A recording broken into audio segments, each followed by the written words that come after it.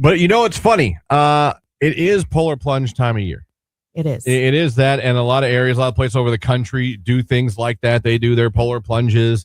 They go in there, and Jackson's Polarbear Plunge is coming up. As a matter of fact, I'm looking right now, 10 days, 16 hours, 43 minutes, and 13 seconds until this year's Polar Plunge. Until people go jump in the lake. It is, and boy, thank God it's not today. Yeah, that's true. Oh my God. It is insane. We got some guests in studio with us, Lauren, and we're going to talk about it here for a second. Talk about the event if you've never heard of it. We're going to tell you all about it and tell you maybe how you can get involved, because there's a couple ways you can. Yeah, absolutely there is. If you're not brave enough to jump in the water, I think we're going to find out how you might also be able to participate in a fun way. This morning, we're joined by Rob and by Matt. Matt's principal over at Jackson. Rob is with the Jackson Local Schools Foundation and the Polar Plunge. Guys, good morning. How are you? Doing great. Thanks for having us in. Yeah, absolutely. So tell us a little bit. I want to start with the Jackson Local Schools Foundation, because I think a lot of people hear it and then right away they're like, oh, it benefits just Jackson Local Schools. But that's actually not necessarily the case.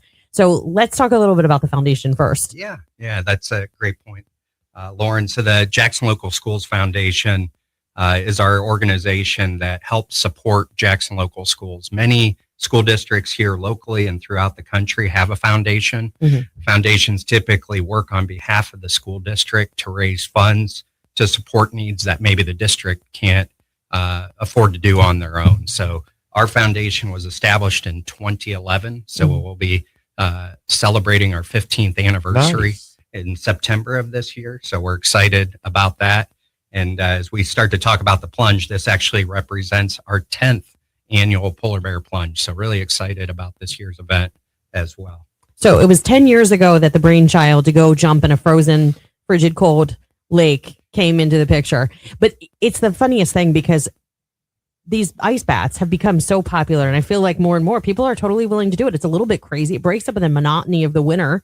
And why not enjoy it? It'll wake you up. If we have to deal with the cold weather, why not try and enjoy it? That's right. I'm sorry. No, go ahead. When you guys start, I always wonder when you start these polar plunges, and we all say, "Hey, we're gonna run into the lake." That's what we're gonna do. That's gonna be the essence how we raise money and do that. Yeah, I would always think you'd say to yourself, "Are people actually gonna do it?"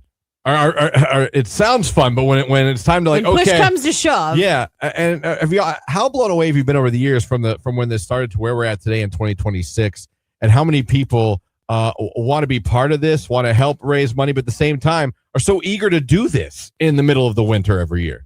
Yeah, no, it's a great question.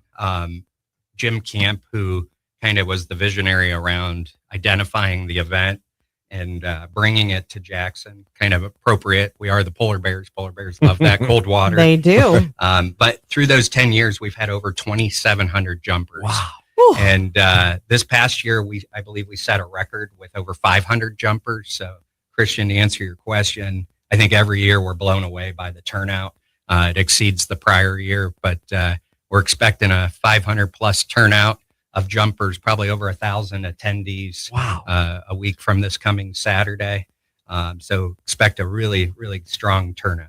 No, I wouldn't expect anything less. The school spirit and the pride, and watching videos from this happen, because I've actually had friends that have participated in the Polar Bear Plunge. And do you know what I also love about it? It's not only is it raising funds for some very deserving nonprofits in the area, funding programs for excellent students, in your community. It also harbors this sense of team spirit. You see them really get into it. They wear their teams that they're representing. You see the ladies in the tutus that are representing, whatever they're there, whatever cause it is that they're backing, or whatever club or team that they're a part of. They have so much fun jumping in the cold water. And it just builds like this team spirit type bonding experience for them. Yeah, so I think especially our elementary kids that go, we have 4 elementary schools. Those kids will typically go to benefit St. Baldrick's, but seeing those kids, some just dip their toe in, some go all in, and under, but it's fantastic to see our young ones get involved. Yeah, and it's fun too to see people's personality and how risky they are, because you're right. I've seen some people go into their ankles, and then other people are literally like diving into the water. They go for a swim in February. It's insane to me, but I love it so much, and it creates so much buzz and attention, because this is such a good cause. I mean, let's talk about some of the things that you guys have done with the money that you've raised over the years. working on getting the robotics programs, funding, electric car kits, virtual reality goggles, the 3D printers, but you've also been able to kind of reach out and help other nonprofits in the area. Talk about some of those.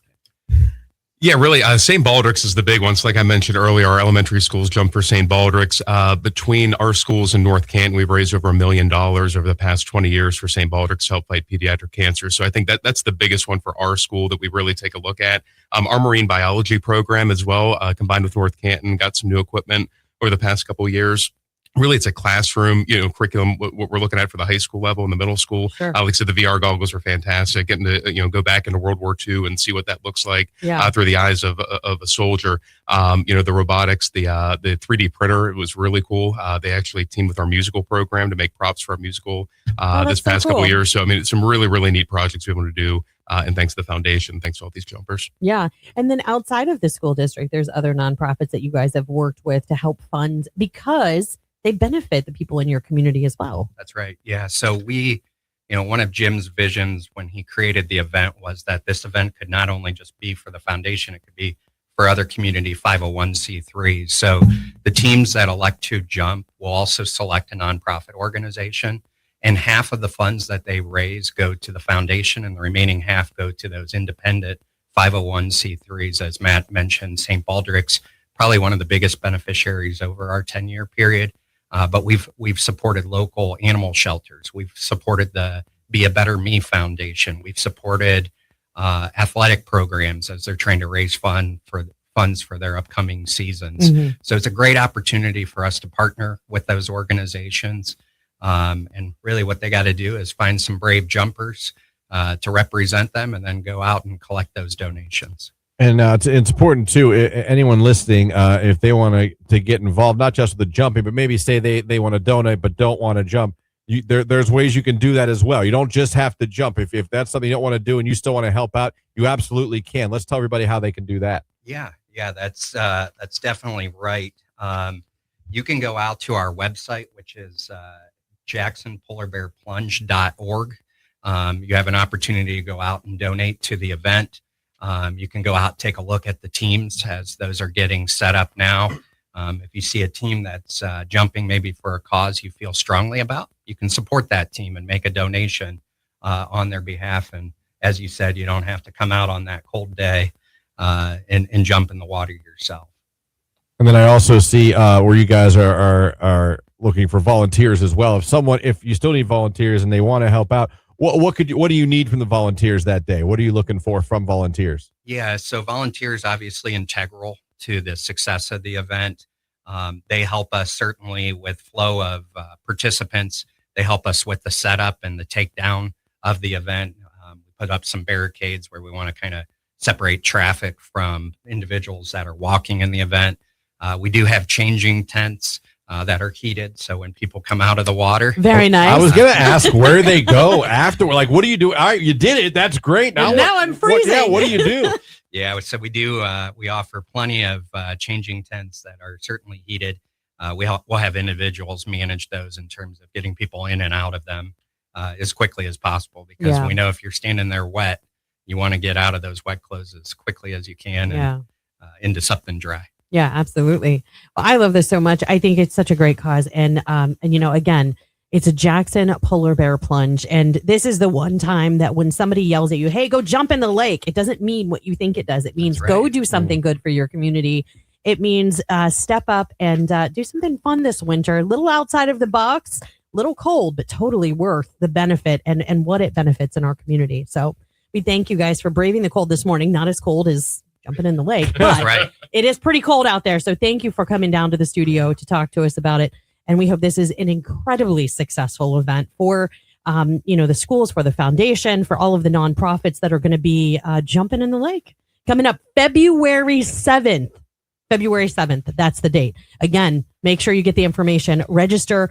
You can become a volunteer. You can donate, or you can jump in the lake. JacksonPolarBearPlunge.org. There you go. Thank you guys so much for stopping in and talking about it. Like she said, JacksonPolarBearPlunge.org is what I wanted to say with my words. Go there, check that out, sign up, get all the information, donate if you're not going to be able to make it out there, and help out a great cause. Thank you guys so much for stopping in today Yes, to talk thank about it. you. We appreciate you. Thank you very much. It's Raven